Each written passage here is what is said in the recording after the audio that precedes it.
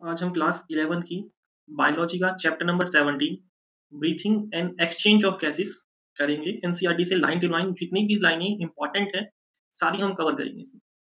तो चलिए स्टार्ट करते हैं।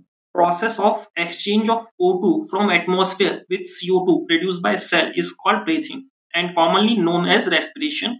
लिखा तो है ब्रीथिंग और रेस्पिरेशन एक ही चीज है, लेकिन बहुत बड़ा डिफरेंस है। इसे समझने के लिए हम एक चीज ऐड कर लेते हैं इसमें ताकि हम इसे बेटर समझ पाए। तो जो ब्रीथिंग है it involves intake of oxygen and release of carbon dioxide. Simple जो हम सांस ले रहे हैं, इनहेल और एक्सेल कर रहे हैं। इनहेल मतलब अंदर लेना और एक्सेल मतलब सांस को बाहर छोड़ना। जो हम सिंपल ये कर रहे हैं वो होता है ब्रीथिंग। लेकिन रेस्पिरेशन में क्या है, जो हमने इनहेल किया, जो ऑक्सीजन इनहेल किया, वो जाके हमारे अंदर फूड को ऑक्सीडाइज कर देता है। Simple oxidation of food is called respiration. यानी कि ब्रीथिंग जो हम सांस ले रहे हैं एक फिजिकल प्रोसेस है, लेकिन जो रेस्पिरेशन है जिसमें ऑक्सीडेशन ऑफ फूड होता है, कुछ कैटाबॉलिक या मेटाबॉलिज्म अगर होता है, ये एक बायोकेमिकल प्रोसेस है। It involves breathing organs lungs, it occur at cellular level. अब अलग अलग ऑर्गेनिजम्स में अलग अलग ऑर्गन्स प्रेजेंट होते हैं रेस्पिरेशन के लिए, उसी चीज को हमें स्टडी करना है। और इनवर्टिब्रेट्स की बात करें like sponges, coelenterates, platforms etcetera exchange O2 with CO2 by simple diffusion over the entire body surface। यानी कि पूरी बॉडी सरफेस से ये exchange of CO2 and O2 करते हैं। और अर्थवॉर्म की बात करें तो अर्थवॉर्म का जो ऊपर का सरफेस होता है वो मॉइस्ट होता है। वो मॉइस्ट सरफेस से या मॉइस्ट कोटिकल लेयर से रेस्पिरेशन करते हैं। Insect have a network of tubule, tracheal tubule, to transport atmospheric air within a body। यानी कि इसमें ट्रैकियल सिस्टम यूज होता है रेस्पिरेशन के लिए। Special vascular structure called gills, branchial respiration are used by most of aquatic arthropods and molluscs। जो arthropods हैं वो aquatic ले लिया यानी कि वाटर में रहने वाले, और molluscs भी वाटर के ही होते हैं। तो वो गिल्स यूज करते हैं फॉर रेस्पिरेशन या फिर ब्रीथिंग के लिए। Whereas vascularized bag called lungs, pulmonary respiration are used by the terrestrial form for exchange of gases।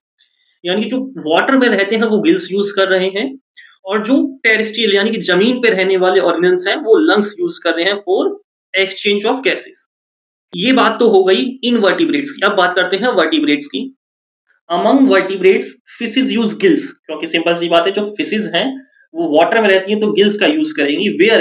Whereas amphibians, reptiles, birds and mammals respire through lungs। Simple सी बात है, वो टेरेस्ट्रियल फॉर्म की बात करें तो लंग्स इन्वॉल्व होंगे। अब बात कर लेते हैं एम्फीबियंस की।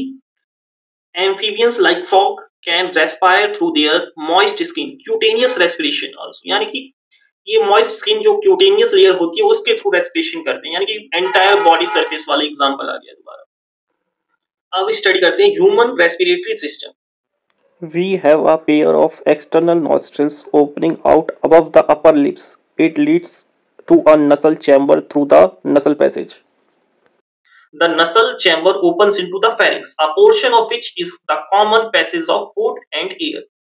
अब जो एयर जाती है नसल पैसेज के थ्रू एंटर करती है फेरिंग्स में।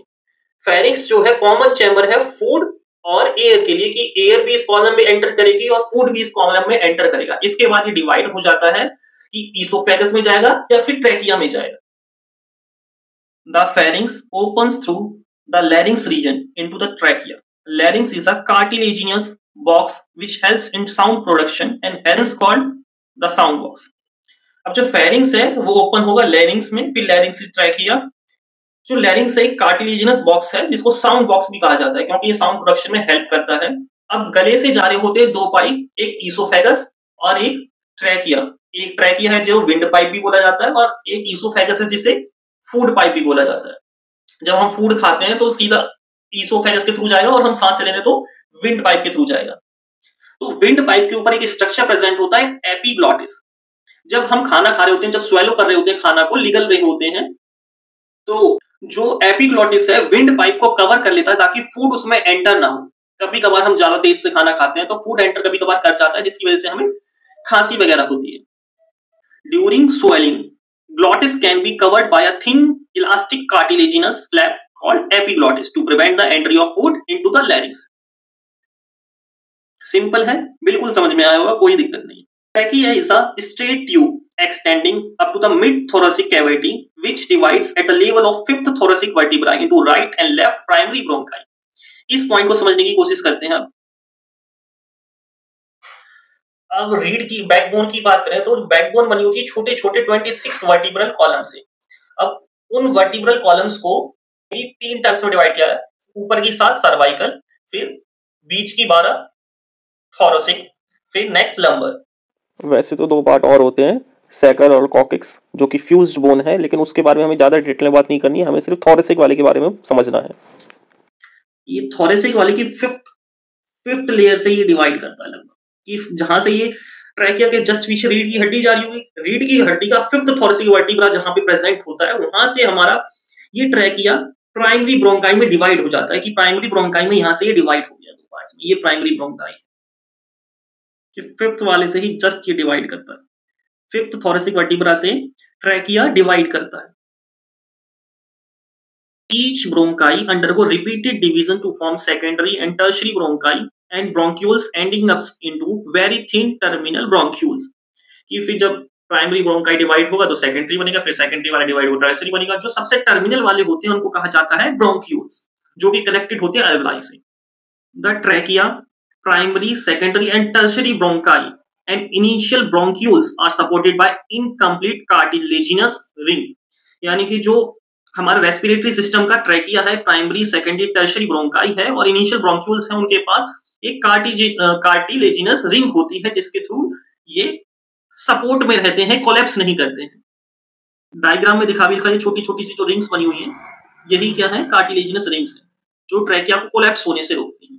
Each terminal bronchioles give rise a number of very thin irregular walled and vascularized bag structure called alveoli। यानी कि अब ब्रोंक्यूल्स के जस्ट एंड में एक vascularized bag like structure है, जिसको हम एल्वोलाई कहते हैं। यही एल्वोलाई है जो कि एक्सचेंज ऑफ गैसेस के लिए रिस्पॉन्सिबल होता है। Branching network of bronchi, bronchioles and alveoli comprise the lungs. यानी कि सबसे मिलकर लंग्स बन जाता है, सिंपल सी लाइन है। We have 2 lungs which are covered by double layer pleura membrane with pleural fluid between them. It reduces the friction on the lungs surface। ये जो येलो कलर की लेयर दिख रही है, यही है प्लूरा मेम्ब्रेन। ये जो येलो कलर की लेयर दिख रही है, यही है प्लूरा मेम्ब्रेन। ये शॉक एब्जॉर्बर की तरह काम करती है, लंग्स को कोई फ्रिक्शन या फिर कोई शॉक ना लगे, ये पूरा शॉक एब्जॉर्ब कर लेगी ऊपर से। इसके अंदर प्लूरल फ्लूइड फील्ड रहता है। यहाँ पे हमने क्या पढ़ा, एक बार एक चार्ट की फॉर्म में देख लेते हैं।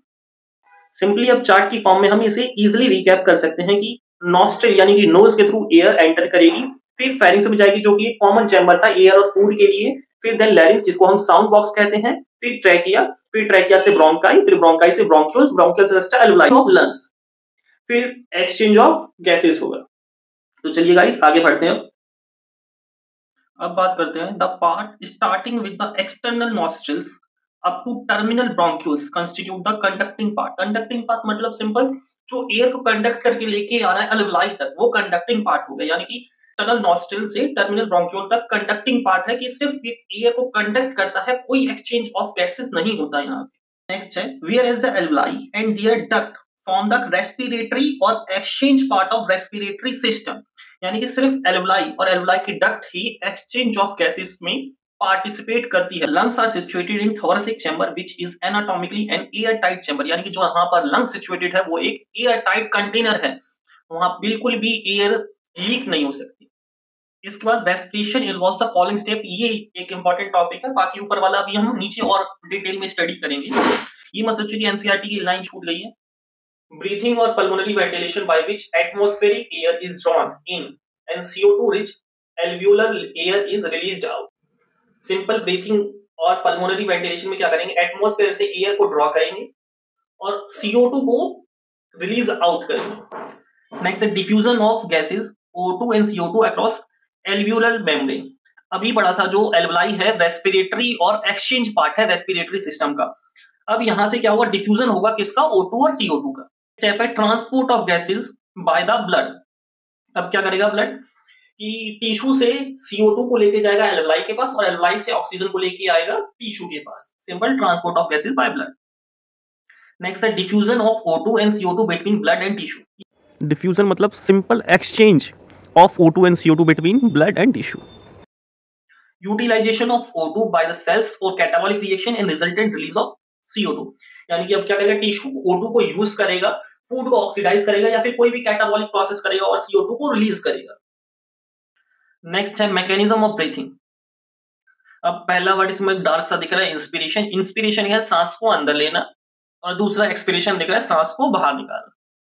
तो आप समझते हैं कि ये कैसे होता है। The movement of air into and out of lungs is carried out by creating a pressure gradient between the lungs and the atmosphere. कि एयर को अगर लंग्स के अंदर जाना है तो अंदर प्रेशर कम होना चाहिए, और अगर CO2 को बाहर जाना है तो बाहर प्रेशर कम कम होना चाहिए।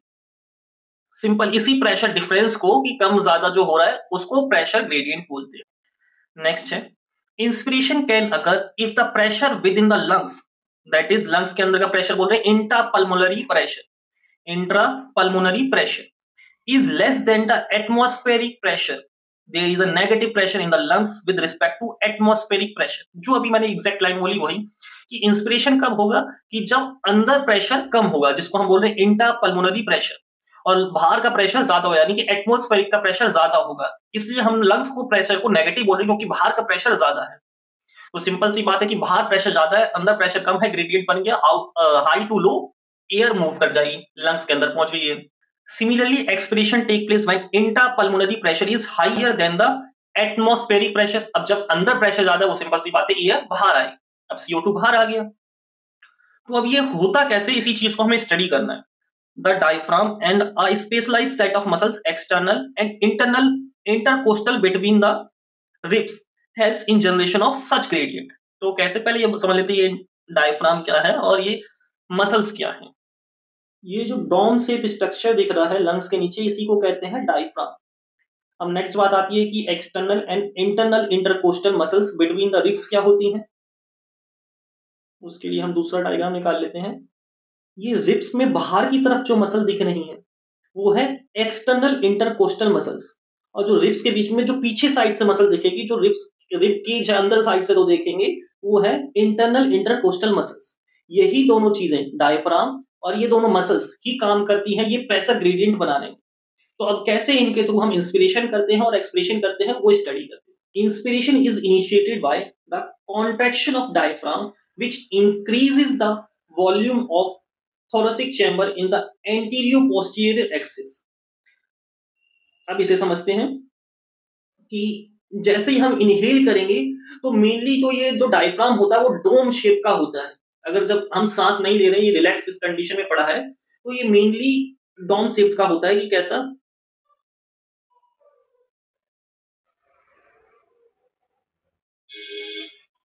कि इसमें बात करें कि जैसे ही हम सांस ले रहे हैं, यहाँ पे लिखा है एंटरिंग ऑफ एयर, यहां से एयर एंटर हो रही है।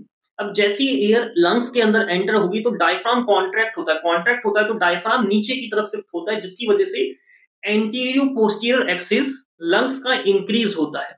अगर लंग्स का वॉल्यूम इंक्रीज होगा, यानी कि अंदर प्रेशर कम हो रहा है, जगह ज्यादा हो रही है, सांस अंदर आने की जगह हो रही है। नेक्स्ट बात करते हैं इसमें, the contraction of external intercostal muscles lift ups the ribs and the sternum cause an increase in volume of thoracic chamber in the dorsal ventral axis। ठीक है, तो गाइस इसका क्या मतलब है। अब जैसे ही हम सांस लेंगे तो रिब केज में बीच में टाई शेप की एक बोन होती है जिसे हम स्टर्नम कहते हैं, वो ऊपर को लिफ्ट हो, ठीक है, और रिब्स भी खुलेंगी, तो इसकी वजह से डोर्सल वेंट्रल एक्सिस के थ्रू लंग्स का वॉल्यूम इंक्रीज होगा। अब सिंपल सी बात है, दोनों ही फेवर कर रहे हैं, लंग्स का वॉल्यूम इंक्रीज हो गया, बाहर से एयर अंदर इनहेल हो सकती है। The overall increase in thoracic volume cause a similar increase in pulmonary volume and increase in pulmonary volume decrease the intrapulmonary pressure to less than the atmospheric pressure which forces the air from outside to move into the lungs, that is inspiration. कि ये दोनों कारण क्या करेंगे कि अंदर का volume बढ़ जाएगा, जिसकी वजह से इंट्रापल्मोनरी प्रेशर कम हो जाएगा बाहर के एटमॉस्फेरिक प्रेशर के कंपैरिजन में, और इजीली बाहर की एयर लंग्स में एंटर कर सकेंगे। Relaxation of the diaphragm and the intercostal muscles returns the diaphragm and sternum to their normal position and reduce the thoracic volume and thereby the pulmonary volume। अब जैसे diaphragm relax होगा, जिसकी वजह से जो स्टर्नम है इंटरकोस्टल मसल्स है अपनी ओरिजिनल पोजीशन पे आ जाएगी या फिर नॉर्मल पोजीशन पे आ जाएगी। इससे क्या होगा, this leads to increase in intrapulmonary pressure to slightly above the atmospheric pressure cause the expulsion of air from the lungs, that is expiration. We have the ability to increase the strength of inspiration and expiration with the help of additional muscles in the abdomen. अब जैसे diaphragm, intercostal muscles सब relax position पे आएंगी तो अंदर का pressure ज्यादा हो जाएगा, यानी कि इंट्रापल्मोनरी प्रेशर ज्यादा हो जाएगा एटमॉस्फेरिक प्रेशर से, जिसकी वजह से सारी एयर बाहर आ जाएगी, जिसको हम एक्सपिरेशन कहते हैं।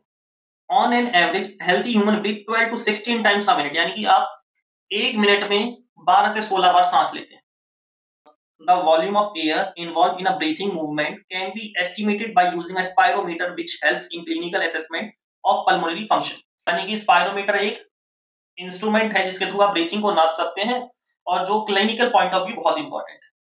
इसमें डायग्राम में दिखाया गया कि जो डायफ्राम है रिलैक्स पोजीशन पे आ गया, जिसकी वजह से वो डॉम शेप या फिर आर्क शेप का हो गया और रिब्स अपनी ओरिजिनल पोजीशन पे आ गई, जिससे लंग्स का वॉल्यूम डिक्रीज हुआ और सारी एयर एक्सपेल आउट हो गई।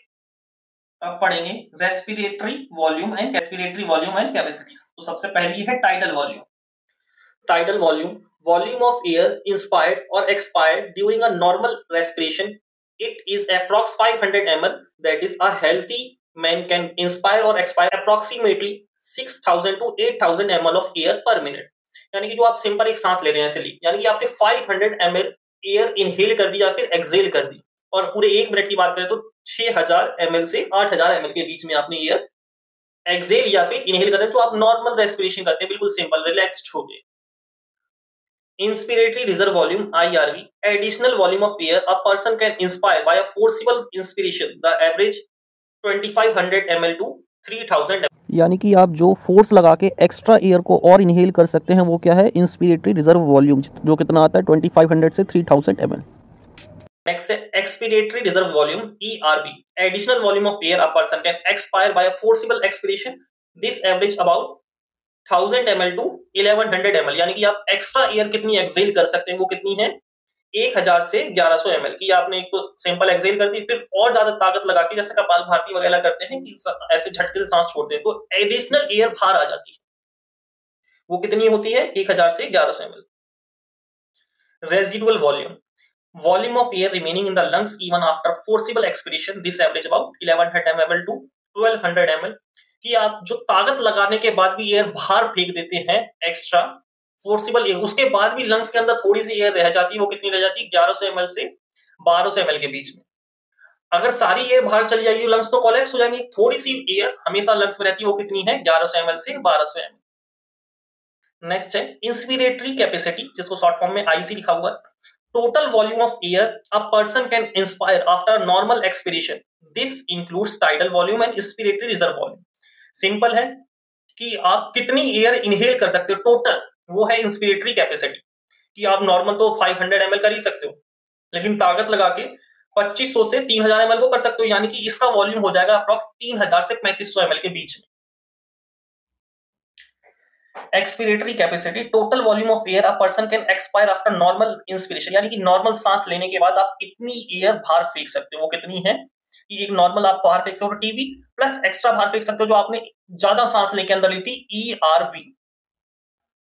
नेक्स्ट है फंक्शनल रेजिडुअल कैपेसिटी, रेजिडुअल मतलब बचा हुआ, बचे हुए वाले की बात करनी है। बचे हुए वाली कौन सी है, volume of air that can remain the lungs after a normal expiration, की जब आप नॉर्मल एक्सपिरेशन करेंगे उसके बाद कितनी एयर बच जाएगी, जो आपने ताकत लगा के अंदर खींची थी वो तो बच जाएगी, क्योंकि नॉर्मल में तो आप सिर्फ 500 बेचेंगे, यानी कि ERV आपके अंदर है, प्लस RV तो हमेशा रहता है, रेजिडुअल वॉल्यूम जो लंग्स को कोलैप्स होने से बचाता है वो तो हमेशा रहता ही है, यानी कि ERV plus RV equal to functional residual capacity FRC।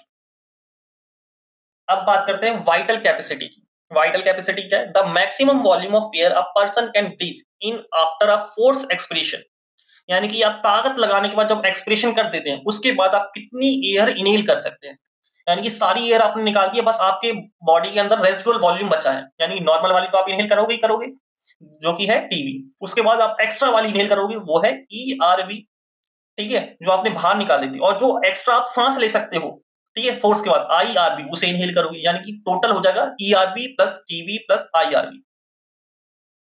Next है total lung capacity, total lung capacity, total आ गया यानी सब ऐड कर दो।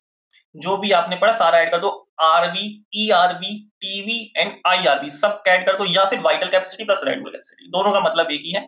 यानी कि total air accommodated in the lungs, यानी कि टोटल कितनी एयर आप लंग्स के अंदर इकट्ठी कर सकते हो, वो क्या है, टोटल लंग्स कैपेसिटी।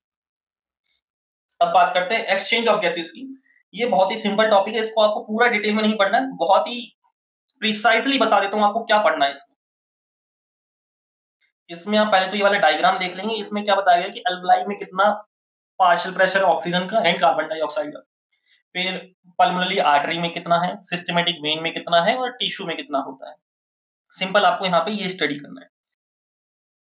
अब सिंपल सिर्फ एल्वलाई की बात करें तो एल्वलाई में पार्शियल प्रेशर ऑफ O2 कितना है, 104 mm ऑफ Hg, और पार्शियल प्रेशर ऑफ CO2 कितना है, 40 mm ऑफ Hg। सिंपल सी बात है कि जो पार्शियल प्रेशर ऑक्सीजन एल्वलाई में ज्यादा होता है, सांस लेंगे तो 104 mm ऑफ Hg, और CO2 कम रहेगा पार्शियल प्रेशर की फॉर्म में 40 mm of Hg। Partial pressure होता है individual pressure applied by individual gas. अब बात करेंगे पल्मोनरी वेन की और सिस्टमेटिक आर्टरी की, जहां पे पार्शियल प्रेशर ऑफ O2 है 95 mm ऑफ Hg और पार्शियल प्रेशर ऑफ CO2 है 40 mm ऑफ Hg। यहीं पे सबसे ज्यादा ऑक्सीजन रहता है, कितना, 95 mm ऑफ Hg। अब बात करते हैं पल्मोनरी आर्टरी और सिस्टमेटिक वेन की। यहाँ पे पार्शियल प्रेशर ऑफ O2 है 40 mm ऑफ Hg और पार्शियल प्रेशर ऑफ CO2 है 45 mm ऑफ Hg। यानी कि यहां से टिश्यू लेके जा रहा है CO2, इस वजह से यहाँ पे पार्शियल प्रेशर ऑफ CO2 ज्यादा है, अल्वलाई के पास लेके जाएगा। नेक्स्ट इंपॉर्टेंट चीज यहाँ पे आती है डिफ्यूजन मेम्ब्रेन्स। तो डिफ्यूजन मेम्ब्रेन 3 लेयर से बनी होती है। The diffusion membrane is made up of 3 major layers. तो पहली है the thin squamous epithelium of alveoli, यानी कि एल्वलाई की स्क्वेमस एपिथेलियम। नेक्स्ट है the endothelium of alveolar capillary, यानी कि जो वहां से ऑक्सीजन या फिर CO2 को ट्रांसपोर्ट कर रही होगी वो कैपिलरी की एंडोथेलियम। नेक्स्ट है and the basement substance composed of thin basement membrane supporting the squamous epithelium and the basement membrane surrounding the single layer of endothelium cell of capillaries in between, इन दोनों के बीच में basement membrane. यहां से यही important है। अब next topic आता है ट्रांसपोर्ट ऑफ गैसेस, कि ब्लड में जितने भी कंपोनेंट्स होते हैं वो कैसे इन गैसेस को ट्रांसपोर्ट करते हैं, कितनी परसेंटेज की फॉर्म में।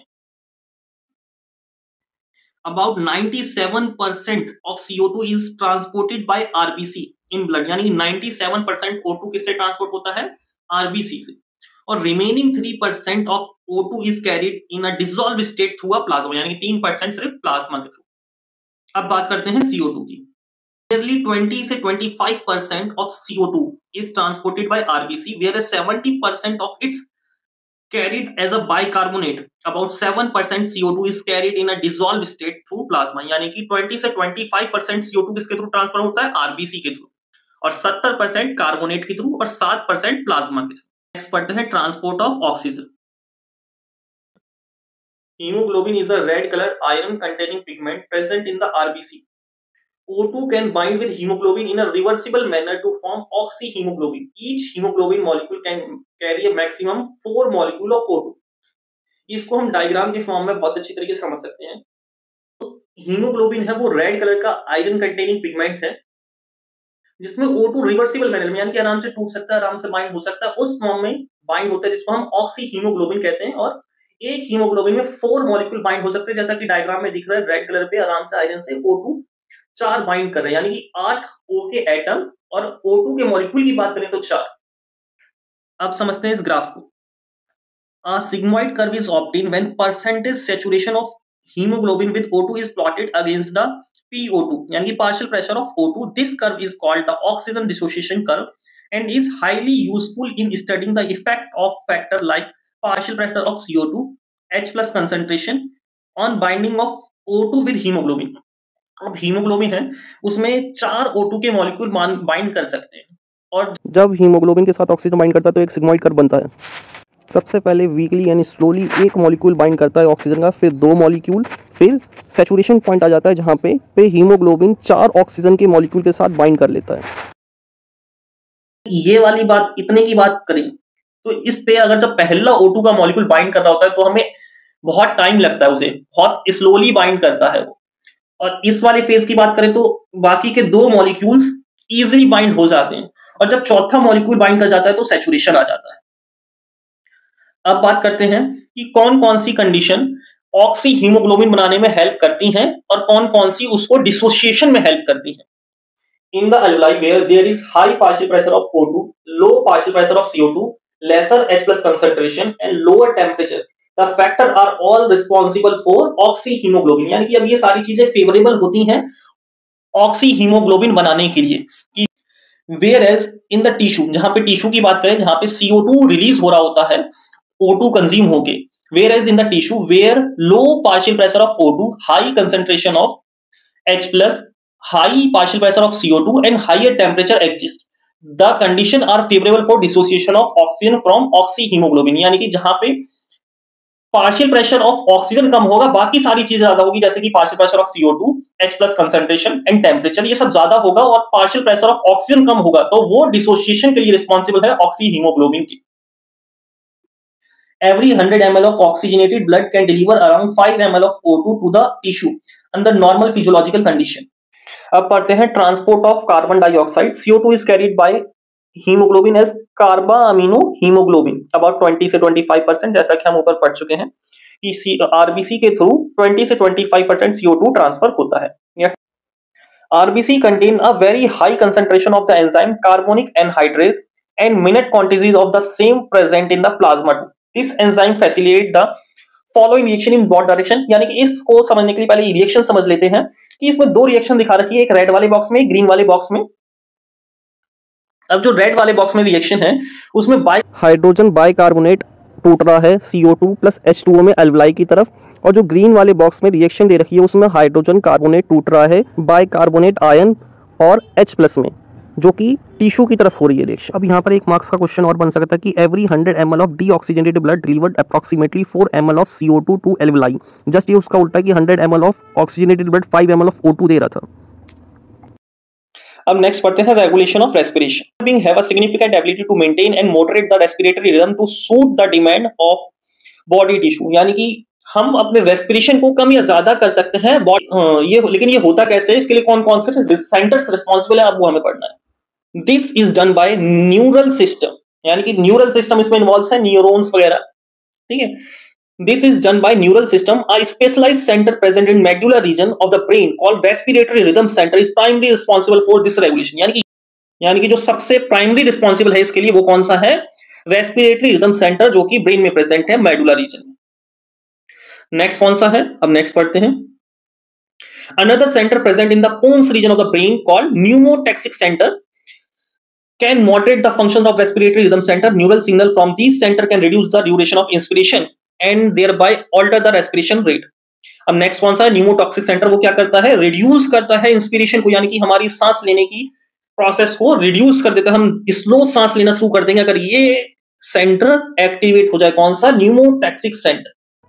अब बात करते हैं कीमो सेंसिटिव एरिया, जो कि रिदमिक सेंटर के जस्ट बगल में प्रेजेंट होता है, और ऑर्टिक आर्क की और कैरोटिड आर्टरी की। ये तीनों चीज़ें ही बहुत ज़्यादा सेंसिटिव होती हैं CO2 के टुवर्ड्स और H प्लस कंसनट्रेशन के टुवर्ड्स। जैसे ही इनकी कंसनट्रेशन इंक्रीज होती है, ये नेसेसरी सिग्नल सेंड कर देते हैं रिदमिक सेंटर को कि आप इसे इमीडिएटली रेगुलेट करें और नॉर्मल करें, यानी कि रेस्पिरेटरी रिदम सेंटर इसको फिर उसके बाद नॉर्मल कर देता है। अब आ गया है चैप्टर का आखिरी टॉपिक, 3 डिजीज पढ़नी और चैप्टर खत्म। पहली disease asthma. Asthma is difficulty in breathing cause wheezing due to inflammation of bronchi and bronchioles. इसमें क्या होता है, सिंपल सी बात है, सबको पता है, सांस लेने में दिक्कत होती है, मास्ट सेल में रिएक्शन होने की वजह से इन्फ्लेमेशन हो जाती है ब्रोंकाई और ब्रोंक्यूल्स में, और वो नैरो हो जाती है, जिसकी वजह से वीजिंग साउंड आता है, जिसको हम अस्थमा के नाम से जानते हैं। और भी बहुत ज्यादा डिटेल में पढ़ सकते हैं, लेकिन अभी हमारे लिए इतना ही काफी है। अस्थमा और एम्फाइजीमा लगभग सेम है, लेकिन थोड़ा सा चेंज है।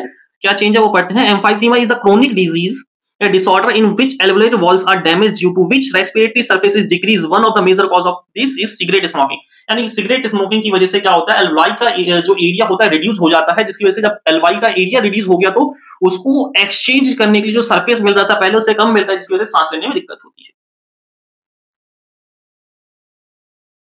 Occupational respiratory disorder in certain industry, especially those involve grinding or stone breaking, so much dust is produced that the defense mechanism of the body cannot fully cope the situation। Long exposure can give rise to inflammation leading to fibrosis and thus causing serious lung damage. Worker in such industries should wear protective mask.